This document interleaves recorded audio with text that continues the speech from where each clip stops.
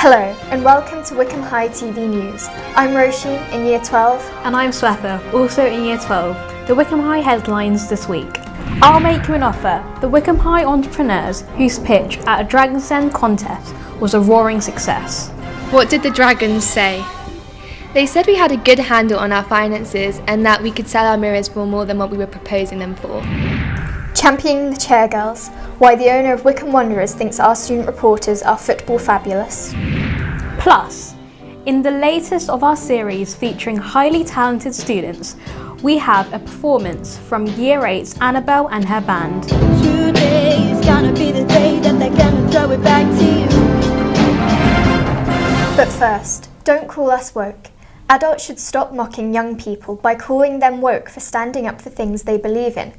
That's the view of Samantha Price, president of the Girls' School Association. She told a conference this week that students are genuinely worried about racism, sexism and climate change, and she urged parents and teachers to keep up with the younger generation instead. Here's what Varney, our student head of diversity, and Francis, our student head of environment, had to say. I think it's incredibly sad that it's become an insult to say that someone cares about the world and protecting their environment and questioning social injustices, and especially the fact that there's a lot of adults who are using this to sort of undermine children and younger people who care about the world they're growing up in.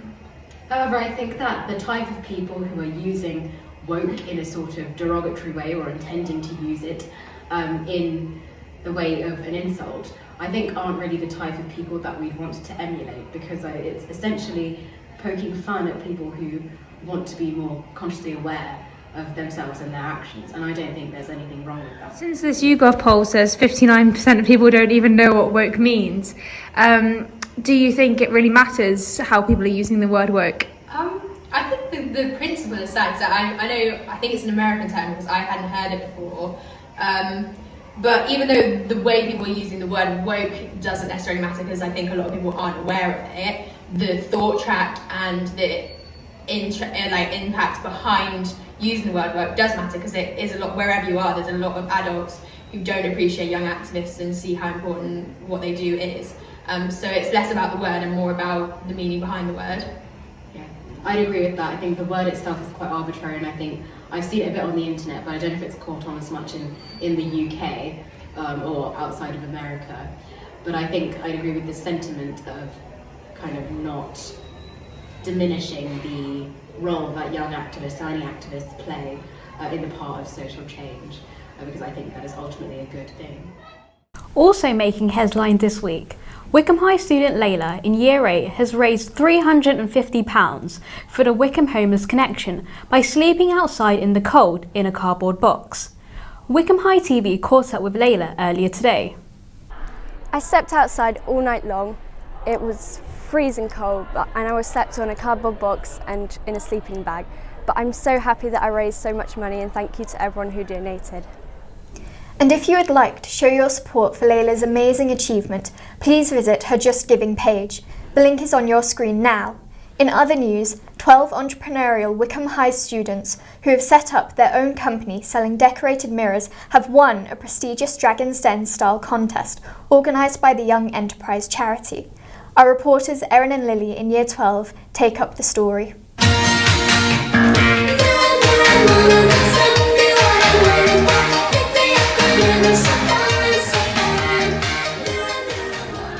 Hi, I'm Lily, and we're here at the Tech Block to meet some of the winning students. Tell us about your company and how it all came about. Our company is called Reflector, and we're a group of 12 students who partake in Young Enterprise. So initially we had loads of different ideas, like tote bags and scrapbooking, but we decided to go with the mirrors because when our Young Enterprise advisor came, he said that was the best idea, and also once we made prototypes, everyone liked it. What happened last week? It was the Dragon's Den style competition where 3 of our team won £55 for our business idea, which was more than any other schools in the competition. What did the dragons say? They said we had a good handle on our finances and that we could sell our mirrors for more than what we were proposing them for. What if someone wants to buy a mirror? We will be selling our mirrors at Marlow Late Night Shopping event next Thursday, or you can get it from Instagram. Our handle is reflect_her. Amazing. And as you heard Precia say, if you would like to buy one of the Reflector designer mirrors, you can pop along to the Marlow Christmas Late Night Shopping event next Thursday, or send the Reflector team a message via Instagram. Their handle is reflect_her. Now, according to some national newspapers, the next shortage we could all be facing is bread. Because apparently there isn't enough gas for the baking ovens, and there is still not enough HGV drivers. Hopefully, it is all a lot of hot air and hype, but it got us wondering, if there was one kind of food you simply could not live without, what would it be? Hello, my name is Alicia, and today we'll be interviewing Wickham High students on what foods they can't live without. What is your favourite food and why would you miss it? My favourite food is chocolate, and I miss it because it's just amazing. It's so good. Probably pasta because it's just really good and delicious. What food can you not live without? Well, it's a Lithuanian dish, and it's from my mum's side. It's called virtinukai, and they're really nice because you can eat them with, it's like dough put into a square shape, and they're really nice with some sugar and sour cream. What is your favourite food and why would you miss it? Well, my favourite food is probably sausage and mash, and I miss it because it's just like the best food ever. This is what Wickham High students think of their favourite foods and why they miss them. Thank you for watching. Bye! I'd say the food I can't live without is probably rather predictably chocolate. What about you? Honestly, a good peanut butter and jam sandwich. Each to their own. Sport now, and at the start of the football season, Wycombe Wanderers recruited 3 Wickham High students as apprentice TV reporters to put together video highlights every week for their women's teams. Amani, Dea and Mariam in Year 9 have done so well that the club's Chief Financial Officer, Pete Kuhig, asked them to join him on a video call this week, where he had some good news and a fantastic surprise to spring on them. Here's what happened. Hello, Mr. Kuig, and thank you for joining us today. Also, welcome to Wickham High School TV, and congratulations on your win this week against the league leaders Plymouth. Thank you very much, but they are not league leaders anymore after we beat them. Went down there. It was very nice. It was my first trip to Plymouth. It was great. I think they probably had 13,000 fans there. We had 316, and the boys did well enough to where at certain points in the game, you could hear our crowd more than you could hear theirs. And there have been so many fantastic changes at Adams Park since your family bought the club. What further ambitions do you have for the Blues? Well, to continue down the path that we're going, continue to improve the infrastructure of the club, gives us a greater ability to achieve what is our ultimate goal, which is to become a solid championship club year in and year out. And I just think we're well on the path of what we want to accomplish, which is, when we're in League One, to constantly be among the leaders, giving ourselves as good a chance as possible to gain promotion in really what is probably my favorite football league in the world, which is the championship. Meanwhile, the club's women's section is thriving, particularly the under-18s. How important are the women's teams to the club's profile? It's nice to see that there is a Wycombe Wanderers ladies setup that existed before we got here, that has been very successful, that gives an outlet for young ladies to continue their growth in football. Sometimes I'm a little jealous because they've got a full team, a reserves team, and an 18. And it's not just the awareness. I like women's football. Mr. Kuig, thank you so much for this interview. That's it? All y'all got is a couple of questions? No, I'm just joking. Y'all have been doing a great job for the ladies team. Thank you.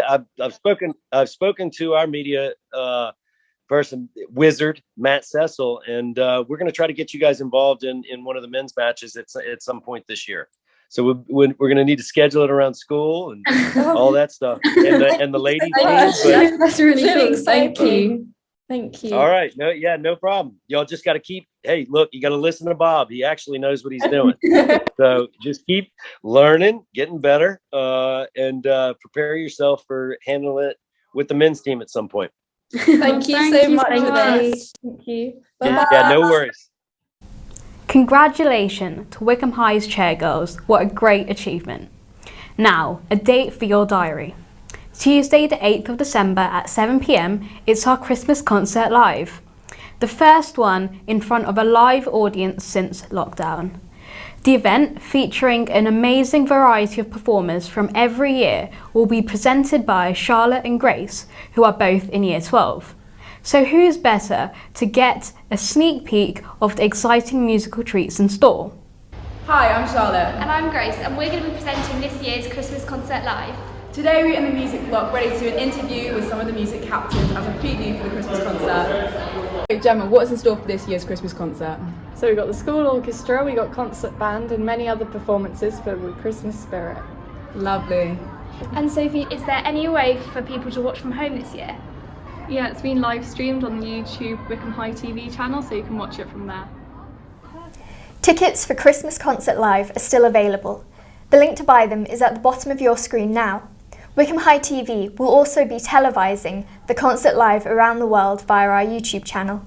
It'll be an all-student production, with students operating the cameras, lights, sound, vision mixing desk and auto cue, as well as presenting and performing. The link to view the live broadcast will be published via Teams and Mrs Crommie's letter to parents later this week. As ever, you can catch up with all things Wickham High 7 days a week via our unique and award-nominated website, wickhamhighschool.com. But we'll leave you with this week's highly talented performance. The gifted students uncovered by our Talent Scout Dea this week are Annabelle in Year 8 and her band. That's Zoe, Saskia and Olive, who are also in Year 8.